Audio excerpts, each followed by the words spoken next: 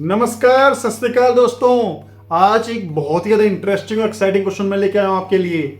अगर आप IIT JEE और नीट की सीरियसली तैयारी कर रहे हैं तो आपको मेरे सारे वीडियोस के क्वेश्चंस करने हैं, थियोरेटिकल वीडियोस समझना है, न्यूमेरिकल्स को फॉलो करने हैं और खुद से सॉल्व करना है।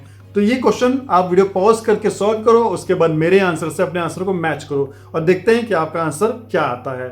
तो बच्चों, ये क्वेश्चन बोलता है the length of the string of a simple pendulum is measured with a meter scale to be 90 centimeter, 90.0 centimeter. ठीक है बच्चों? So the radius of the bob plus the radius of the hook is calculated to be 2.13 centimeter using measurements with the side calipers. What is the effective length of the pendulum? ठीक है बच्चों? So effective length of the pendulum पूछा है, तो let's से पहले हम figure बना लेते हैं। फिगर क्या है? Simple with the metre scale centimetre.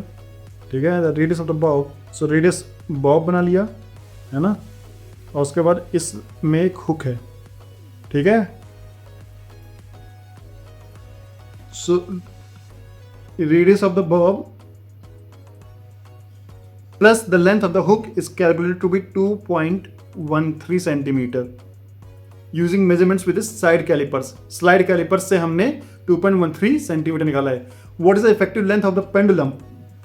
और effective length of the pendulum ये बेसिकली ये स्ट्रिंग है जो इससे जुड़ी होती है। ठीक है, और ये स्ट्रिंग कितनी है बच्चों? स्ट्रिंग की लेंथ कितनी है? 90.0 सेंटीमीटर।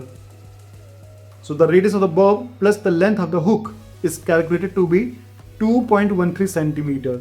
ठीक है, और उसके बाद इफेक्टिव लेंथ पूछा है। The effective length is defined as the distance between the points of suspension and the centre of the bob. ठीक है, तो मतलब इफेक्टिव लेंथ बच्चों कितनी होगी? इन दोनों का सम होगा, ए और बी का सम होगा। ठीक है बच्चों,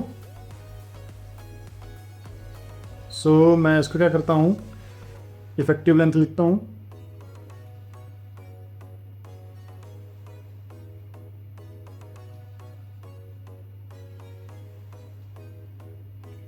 effective length is equal to 90.0 plus 2.13। ठीक है बच्चों, इसको ऐड करना है क्योंकि हम इसे जब भी ऐड करते हैं तो हम पॉइंट को पॉइंट के नीचे रखते हैं। ठीक है बच्चों, अब उसके बाद हम ये देखते हैं कि सबसे पहली डाउटफुल डिजिट कौन सी है दोनों में, 90.0 में भी 2.13 में।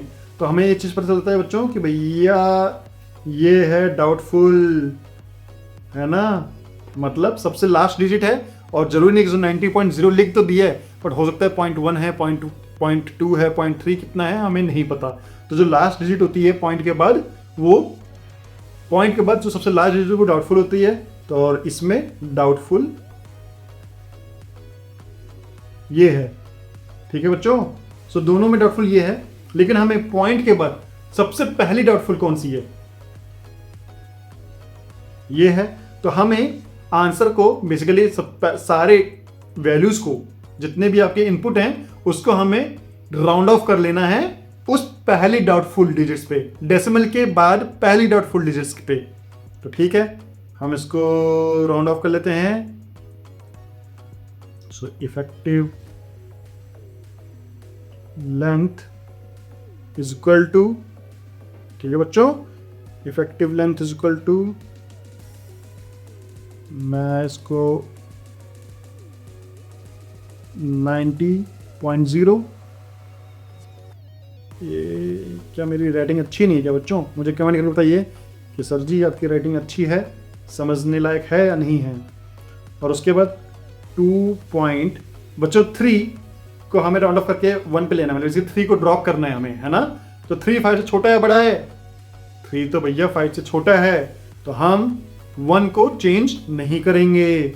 सो ये 2.1 हो जाएगा और उसको हम प्लस करेंगे तो finally 1.2.1। So finally 92.1 centimeter will be the answer. जिन बच्चों को समझ में आया है, जिन बच्चों को ये क्वेश्चन कर पाए हैं, वो बच्चे ऐसे पीठ पे थपथपाएं। क्योंकि बच्चों देखो, क्वेश्चन इतना टफ नहीं था, हलवा ही क्वेश्चन था।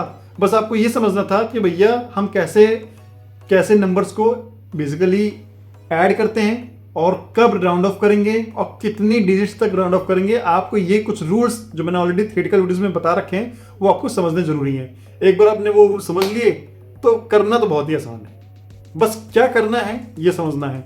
तो बच्चों, आपने 100% इसका आंसर 92.1 सेंटीमीटर निकाला होगा, और जिन बच्चों ने निकाला है वो बच्चे बहुत अच्छा कर रहे हैं। वो IIT JEE के लिए और नीट के लिए अपने आप को तैयार समझें।